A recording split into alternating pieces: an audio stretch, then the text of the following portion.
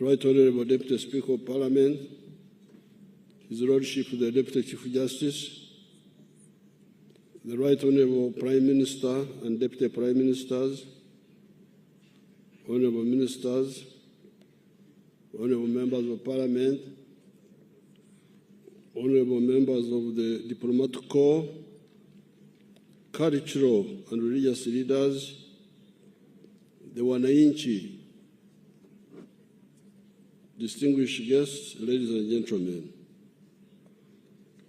In fulfillment of the constitutional requirement under Article 101, Clause 1 of the Constitution of the Republic of Uganda, I am here to deliver the State of the Nation Address 2025. Fellow countrymen, countrywomen, and especially the Bazukulu, abantu abo, I applaud you all for positively utilizing the peace and tranquility prevailing across the country and the improved physical infrastructure to improve your personal lives, your families, and your communities. Since the last State of the Nation address, a number of people have unfortunately departed from this earth. They include His Holiness the Pope, late Pope Francis, the late Honorable Major John Kazora, former Member of Parliament of Kashari, the late Honorable Sarah Mateke Nyirabashitsi, the former Minister of State for Defense, the late Honorable Muhammad Segirinya, the former Member of Parliament for Kawempe North, the late Honorable Dr. Yeko Chisa, the former Member of Parliament for Queen County, the late Honorable Babadiri Margaret, the former woman Member of Parliament for Koboko District, the late Honorable Margaret Komhanji, the former woman Member of Parliament for Nakasongora District, the late Honorable Cicero Ignatius, the former Member of Parliament for Bujaga County East, the late Honorable Frank Nabuiso, the former Member of Parliament for Kagoma County, and many other Ugandans who have succumbed to accidents, illnesses, etc. I request that we rise up and observe a moment of silence in the memory of those that have passed on.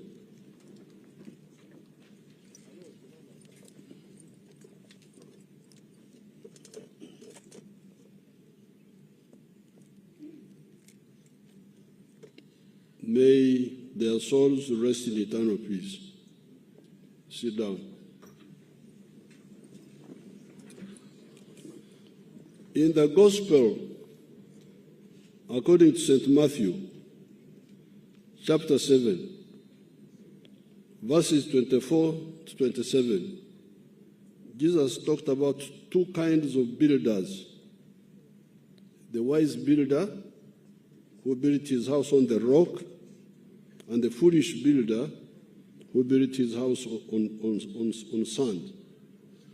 When the rain, floods, and wind came upon both houses, that of the foolish man was swept away, because its foundation was weak, while the one of the wise man remained standing, because its foundation was firm and strong.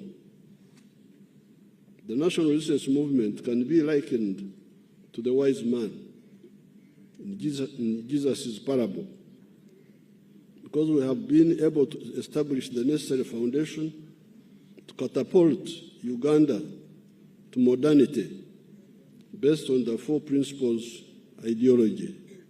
The principles are patriotism, love Uganda; Pan-Africanism, love Africa; socio-economic transformation, and democracy. The aim of this ideology is to promote the mass line, i.e., guaranteeing the social uplift of all segments of the society, and not just the few elites. The mass line programs such as UPE and UPE's Universal Primary Education and Universal Secondary Education, the mass immunization campaigns, the wealth creation funds, e.g. Operation Wealth Creation, PDM,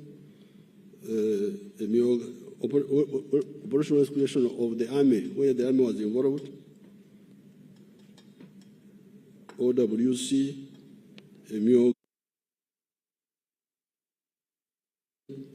etc., have led to significant improvements in the quality of life in Uganda. Life expectancy in Uganda is now 63 years compared to 45 years in 1986. This means that Ugandans are now living longer. In 1986, Uganda's population was only 14 million. The national population housing census conducted last year showed that Uganda's population is now 46 million people. The literacy rate has also from 43% in 1986 to 80% now. In 1986, more than 90% of the population was trapped in subsistence farming.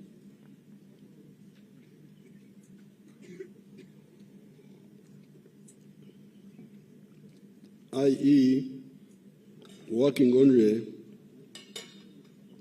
for food with no surplus to take to the market to get money.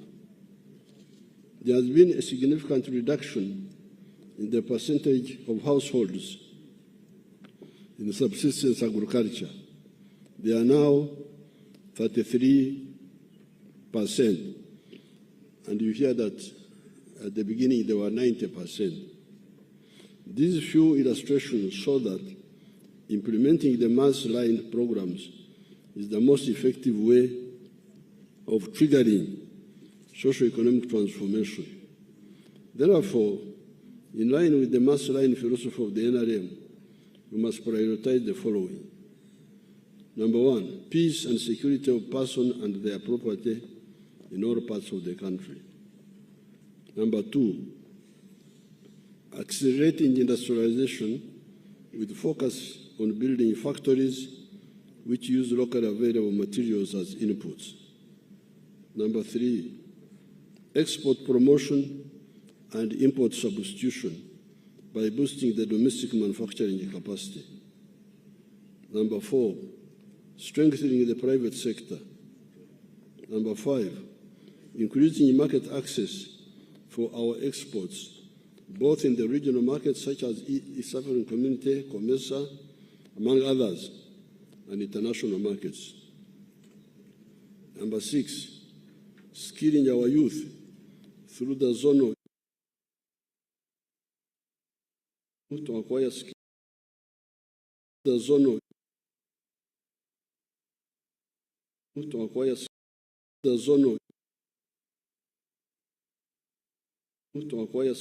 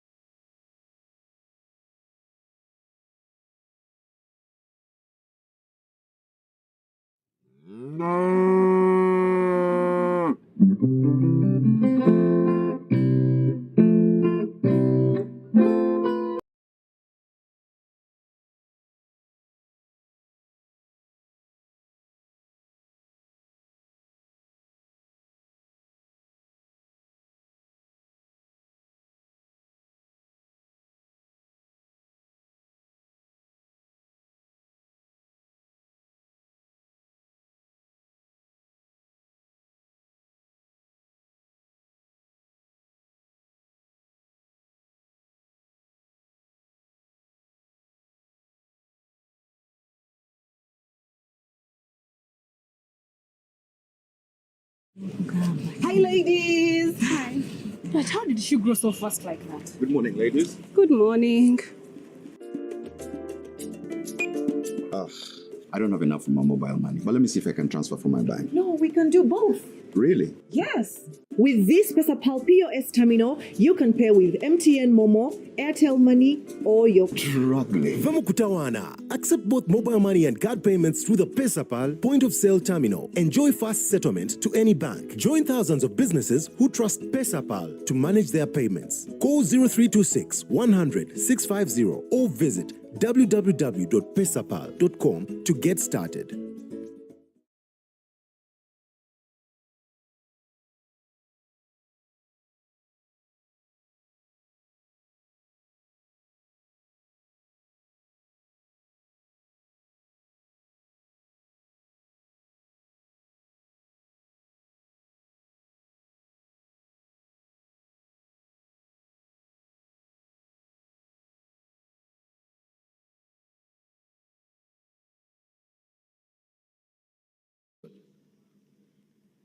The security situation in Karamoja sub-region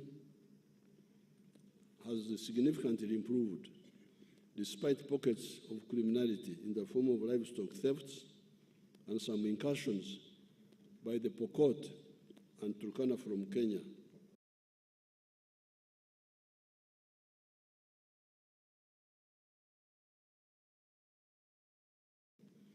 Deployments to stop cattle thefts by some of the Karamojong. Deployments to stop cattle thefts by some of the Karamojong in the neighboring sub-districts, sub-regions of Sebei, Teso, Lango, and Acholi have been maintained. In the eastern DRC, the joint FADC is the Congolese army, UPDF operations against ADF are ongoing with significant achievements. Since November 2024, 223 abductees have been rescued from captivity and some firearms and bombs have been captured, including IEDs, improvised explosive devices. The government continues to modernize and professionalize Uganda's security forces by improving their welfare and strengthening the cooperation between the civilian population and the security forces. The UPDF, Uganda People's Defense Force Construction Brigade, has rehabilitated schools in rural communities and together with the National Enterprise Corporation has been involved in the rehabilitation of major infrastructure such as Entebbe International Airport. It is paramount to jealously regard Uganda's political and economic stability. All attempts to destabilize Uganda by internal and external actors have been thwarted and defeated.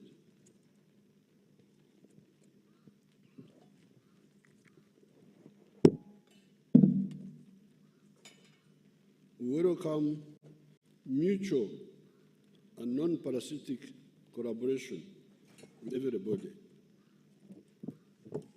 Uganda's priorities and interests are very clear, and therefore our allies must respect and uphold them in all their dealings with us. The patriotic leadership in charge of the country's affairs cannot deviate from its historical mission to defend and transform Uganda and Africa on account of threats by some of our allies who misunderstand our goals and methods of work.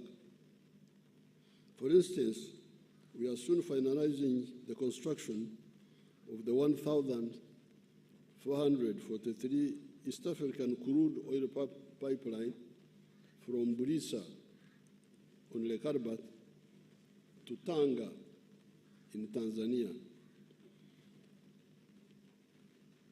This East African crude pipeline will take our crude oil to the international market through the sister country of Tanzania.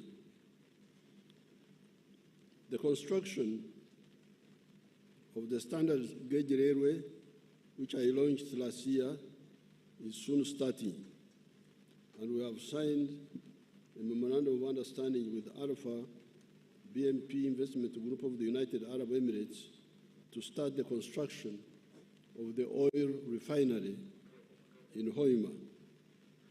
Many other projects in roads, energy, ICT, schools, hospitals, and agriculture have continued to be implemented despite the World Bank and the USA suspending new financing to Uganda. Our economy remains strong and resilient. It was recently ranked 7th by the International Monetary Fund among the fastest growing economies of the whole world. The size of the economy is projected at Uganda shillings $224.9 trillion, equivalent to $60 billion by the end of June 2025. In 1986, the economy was only Uganda shillings 42 billion, or US dollars 3.9 billion. This means that in dollar terms,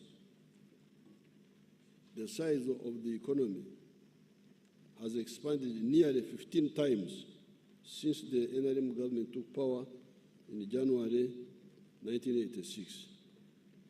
The economy grew by 6.7% in the first quarter of this financial year, compared to 5.6% recorded in the same period last year. This is on top of the growth of 6.1% in the financial year 2023-2024. Economic growth is projected at 6.3% this financial year and further projected to grow to 7% in the financial year 25-26. It is projected to grow faster when commercial production of oil and gas starts next year.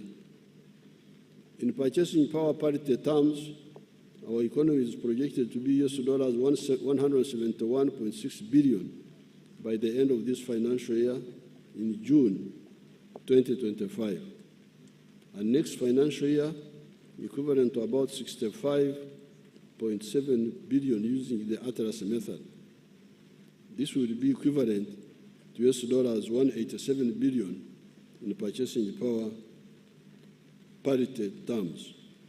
This growth will translate into higher household incomes from US dollars $1,259 income per capita by the end of this financial year to US dollars $1,330 as income per capita next financial year.